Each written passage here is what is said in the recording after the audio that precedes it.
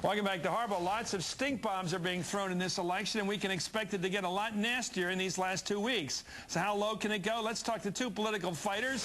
Pat Buchanan is a political analyst at MSNBC, and Mark Green is president of Air America and author of the book, Losing Our Democracy. I want you all to listen to something that Governor Palin said to some youngsters, I think they were second and third graders, about the job that she sees ahead of her as Vice President of the United States.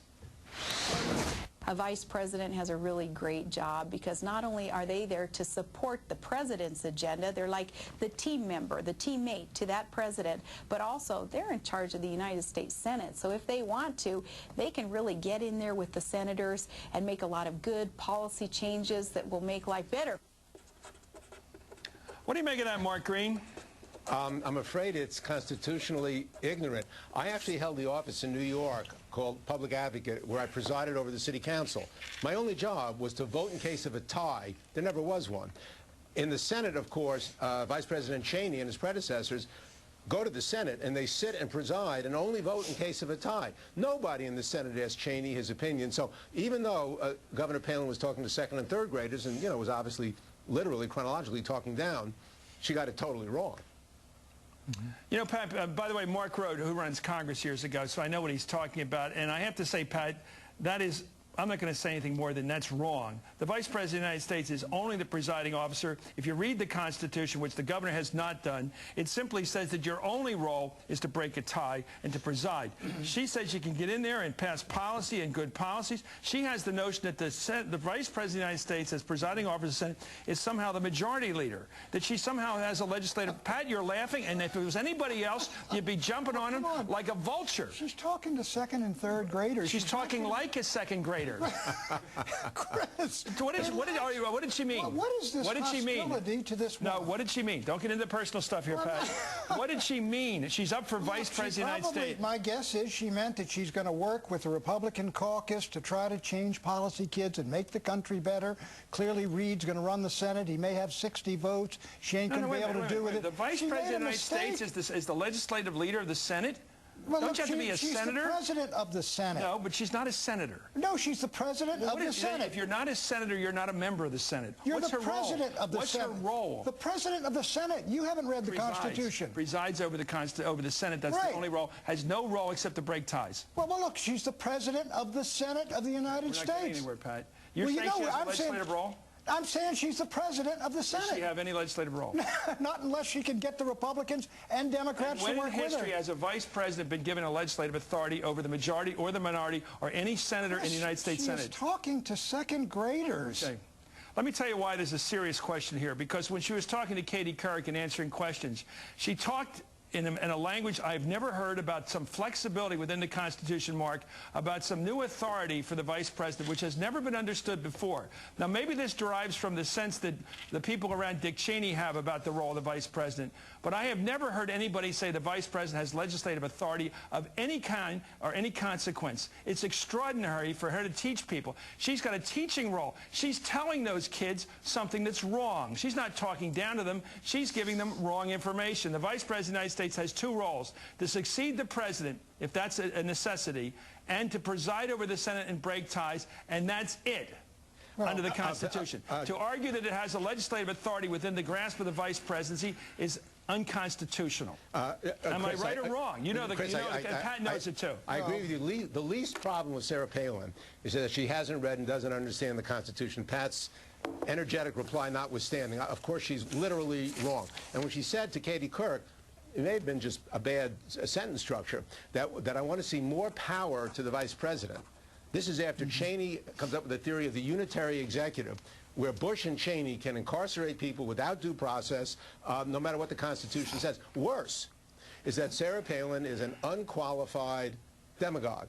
When this week she said that she's glad to be in a small town because these are the pro-America areas of the country. By the way, I come from a rather big town called New York, which was the subject of a big attack because we represented America. So when she starts dividing the country into pro and anti-America, when she has played footsie with the secessionist party in Alaska, which literally is anti-American. Let me stay on the topic here, Mark. And here's the topic. This, by the way, the straight was not talking to a second grader. She was doing a TV interview and referring to a question put to her by a second grader. So she was talking to adults, Pat, and she was giving misinformation, which, you know, the Constitution clearly delineates the authority of these officers. Why would she get it wrong? Here's what, look, I sat at Camp David in a meeting with President Nixon and Spiro Agnew when Agnew had to get up and he was headed back to the Senate to break the tie vote on the MX missile. And Nixon said, "You're going to vote the right way, aren't you?" And he said, "Let's negotiate about the family assistance plan," and everybody laughed and he went out. You break tie votes, you're the president of the Senate, you are not the majority leader. That's right, Chris. I don't know what you're making a big deal out of a woman. I'm making a big deal about somebody who doesn't talking to second graders. She's trying to get elected. She's not talking to second graders. It was a TV interview. She referred to a question put to her by a second grader. It was a TV interview. She was talking to us, Pat, about the role she seeks to fill. And she's wrong about the basic nature of the role. Let me talk to the point about she being a demagogue. Okay, you'd rather say that's outrageous. Well, we've already talked about it. That is outrageous in Mark in this sense. When she says the real America, she's referring to Barack Obama out there in San Francisco saying, you know those people out there in middle Pennsylvania? They're bitter, they're bigoted because the world is nice try, Pat. 1 second. And she's saying we come from small towns, and she's not from New York City. I know that's a disadvantage to her, but she defends and protects where and who she came from. Nice try, Pat. And there's nothing wrong with that. No, the facts are the facts. You haven't looked perhaps at her quote. 3 times she said, "I'm here in small-town America. This is the real America." Nancy, whose last name is unpronounceable, Pluffenhoff, from the McCain campaign, said, "Oh, Virginia is wobbling because..." But the real Virginia is for McCain. This, Pat, from McCarthy to McCain, this mindset of pro and anti-America, and Congresswoman Bachmann, that Chris, of course, was on with last Friday night, this is a mindset, I'm afraid it reflects yours sometimes, and it doesn't work in a year when the fear is not of communism, but of the economy. All right, let me respond to that. John Murtha went up to my mom's hometown and said this district is full of racists and rednecks. John Lewis says, you know, McCain and Palin are like George Wallace. They're appealing to the worst insect. Media in this country is saying the only way McCain can win is something called the Bradley effect. In other words, closet white racists in America lying out there. That is as anti-American as somebody calling liberals communists. Okay, let's go through the latest statements by public officials. Robin Hayes of North Carolina has said to warm up a crowd on Saturday, this weekend, liberals hate real Americans that work and accomplish and achieve and believe in God. Liberals hate real Americans. Here's the latest from Mel Martinez, a senior Republican senator from Florida. Here's what he said. Where I come from, where I was raised, they tried wealth redistribution. We don't need that here. That's called socialism, communism, not Americanism. So we're throwing terms around here, the Republicans are. Communism, socialism, consorting with terrorists, anti-American. This is new. That's right. Pat, these labels are being thrown because John McCain is 14 points down. Correct. That's why these labels They shouldn't be calling, keep quiet a second, Mark, it's to me. Okay, Look, I'm sorry, they shouldn't be calling these folks communists. They shouldn't be calling liberals anti-Americans.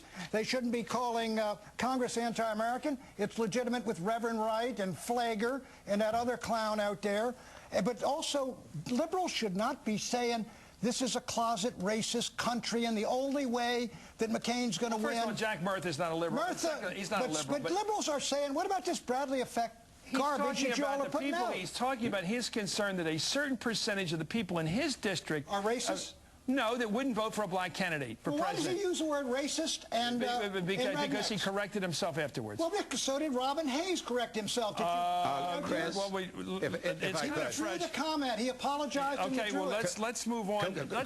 No, because I think these comments are coming more and more in one direction. Because I'm looking at on Friday, Bachmann goes after anti-Americans. On Saturday, this guy goes after, say, liberals hate real Americans. Today says, look, there's a flurry of anti-democratic comments laid because of this rise in the poll for Barack. Isn't that what's going on? I don't disagree with that.